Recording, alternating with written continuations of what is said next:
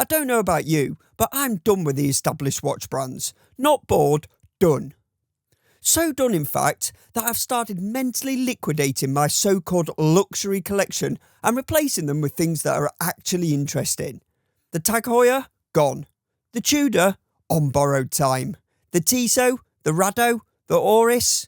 Alright, not the Oris. Calm down, I'm not a monster. But seriously, the traditional watch industry has spent the last few years selling us the same watch with the same story in a slightly different shade of grey and acting like it's brave. Maybe I'll come back one day, but they're going to have to do more than slap on a new dial colour and call it a direction. So what am I replacing them with? Simple. Here's some completely bonkers watches I'm eyeing up for 2026. Seiko, Grand Seiko, Casio, Citizen, even Orient. There's no shortage of Japanese watch brands perfectly capable of bottling peak Japanese culture and selling it back to us at various stages of spiritual enlightenment. So naturally, the very un-Japanese Malaysia-based Revelot took the idea as a starter, whipped up a perfectly cooked A5 Wagyu steak for main, and finished it off with a sake chaser. And the name, which is about to be totally butchered by an ignorant northern Englishman, is the Terra 38 Nishikigoi. Yep, sorry, not sorry. It's basically Revelot taking the idea of Japanese symbolism, koi carp mythology and dial artistry, then turning the saturation slider all the way up until the knob snaps off. It's not etched, and it's not stamped. It's not pretending to be something clever with a disappointingly 3D printed texture. It's a hand-tessellated mother-of-pearl mosaic built piece by piece to mimic koi carp scales, which means every dial catches the light and shifts to a slightly different hue each time, like the next block dropping in a Nintendo Tetris level. And like the next Tetris block, no two are the same, which is either great for individuality or inconvenient for quality control, or probably both. Then there's the second hand, a tiny koi fish swimming endlessly around the dial like it's trying to dodge a heron coming in for a snack. Is it over the top? Obviously. But this is a watch with 100-odd hand-applied mother-of-pearl tiles. Over the top is sort of the point. The case is a familiar Terra 38 shell, brushed steel, sharp lines, domed sapphire, basically the same dependable platform as before, just upgraded from cool tool watch to Samurai's night off and the karaoke bar watch. Specs-wise, expect similar to the Terra you already know. A compact but thick case, a solid 100 metres water resistance, sapphire crystal and a bracelet with actual thought behind it, but upgraded to a Miyota 9000 series movement. Once it goes on sale, I expect it to be more expensive than the other models due to that extra detailing and that Miyota movement, so prepare to fork out around 400 to 500 quid. Although, the price may well have already been revealed by the time this video drops. But this watch isn't about numbers or spreadsheets, it's about process, texture, symbolism and the flex of doing something widely impractical on purpose. And honestly, to me, that's when watches get interesting.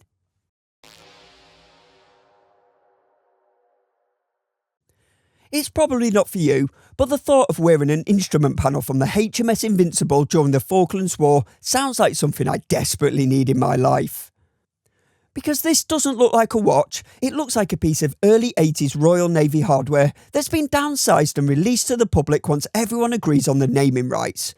Malvinas? Nah mate, this is very much a Falklands watch. The British designed and built WT Author 1980s tool watch series is all slab-sided steel and unapologetic geometry. Less designed, more signed off by the Ministry of Defence and never spoken about again. The case feels like a radar housing, broad, angular and completely uninterested in diplomacy. No soft curves, no compromise, this is equipment. You don't wear it to accessorise, you strap it on like you're heading south and the situation might get a bit tasty. The dial keeps the same energy. It comes in multiple colour options, but they all feel like different readouts of the same system. Think visibility modes, not fashion choices. Stealthy blacks, muted greys, higher contrast variants when things get contested.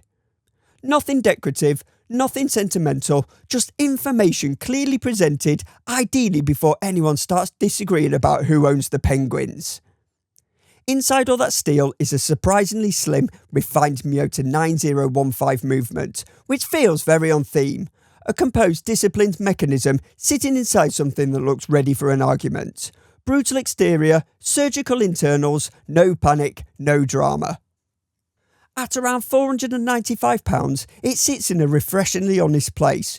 You're not paying for myth-making or heritage gymnastics, just a watch that knows exactly what it's referencing and commits to it fully. No revisionism and no rebranding. This isn't a watch for everyone. It's industrial, confrontational and overly confident. But if you've ever looked at modern releases and thought how they could do with a bit more steel, resolve and historical certainty, this one makes a worrying amount of sense.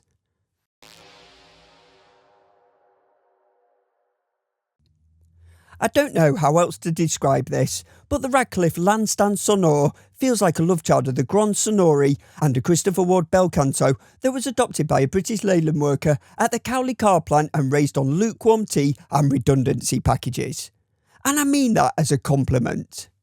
Because on paper, this thing has absolutely no right to exist at this price. It's a chiming regulator watch, the sort of complication that usually lives in 4, 5 or 6-figure Geneva boutiques, not under £1,000 and definitely not anywhere near my wrist.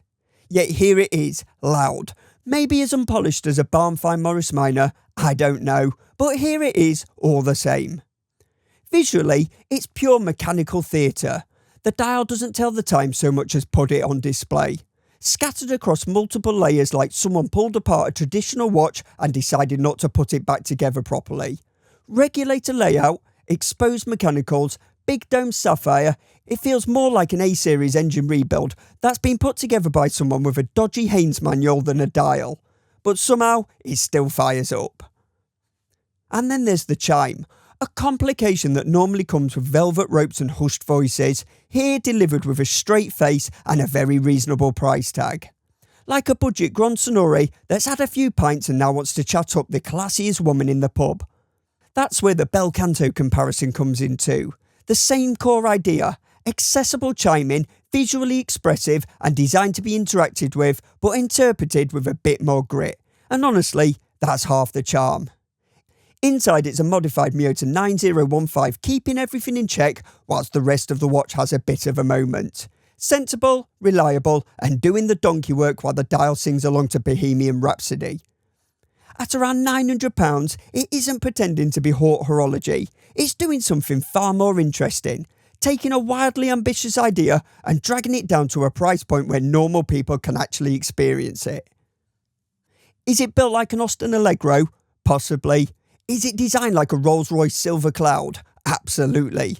But as a chiming regulator mechanical oddball that shouldn't exist but somehow does, it's brilliant. In a very British, slightly chaotic, we'll make it work sort of way.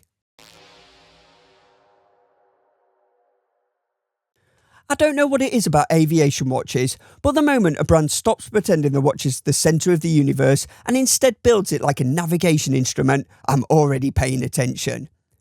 This is the Lasablier Travagraph Unilatelis, and it treats aviation as if a function, not a costume.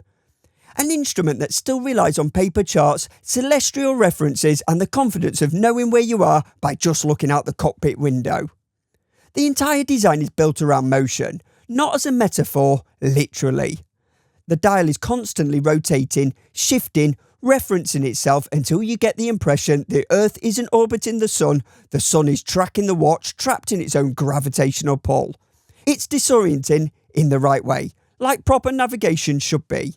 Inside is a modified Miyota with a true world timer complication, which explains why the dial never sits still. It's actually doing something meaningful. And that's what I like about it. The mechanics aren't trying to show off, they're just there to make the whole system function as intended. Price-wise, it lands at around £800, which feels strangely reasonable once you stop thinking of it as a watch and start thinking of it as a portable navigation device that happens to live on your wrist. Its biggest issue? Availability, or lack of it. These are released in tiny batches of 20 to 50 pieces a time, and when they're gone, they're gone. No safety net, no endless restocks. If you want one, you have to be alert, pay attention, and ready to move day or night, which again feels entirely on theme. It rotates, it navigates, and if you miss it, it's probably because you needed it just to track the DC time zone for when the next one goes on sale. Vanesico are one of my all-time favourite microbrands. Their obsession with materials and finishing is exactly my kind of problem. I'd absolutely love to get my hands on the gorgeous new Opal Narid, but it's probably too big for me and it's sold out in about 6 minutes, so good luck with that one. Which is how I ended up here instead. This is the Narid Oreo 39. And it's a reminder that Vanesico are at their best when they take something familiar and do something a bit strange with it. On paper, it's a dive watch. In reality, it's a Venetian gold dial masquerading as one. It's treated with real 24 karat gold, but not in a shiny look-at-me way. The surface is rippled and uneven, like a gilded mosaic that's been underwater for a few centuries. It doesn't sparkle, it glows. Subtle, warm, and constantly changing depending on the light, which feels very on theme for a brand rooted in Venice. The rest of the watch keeps things grounded. The case is a sensible 39mm and nicely proportioned for a wearable size. The tungsten bezel adds weight and toughness, anchoring all that visual richness into something that still feels like a proper tool watch. Inside is a slim Miyota 9039, which makes sense here. It keeps the case properly thin, so it doesn't compete with the dial for attention. The engineering choice is obvious, practical and slightly boring, which is exactly what you want. At around the £800 to £900 mark, this sits in the sweet spot where you're paying for material, texture and finishing, not mythology. It doesn't need to prove anything, the materials do that for it.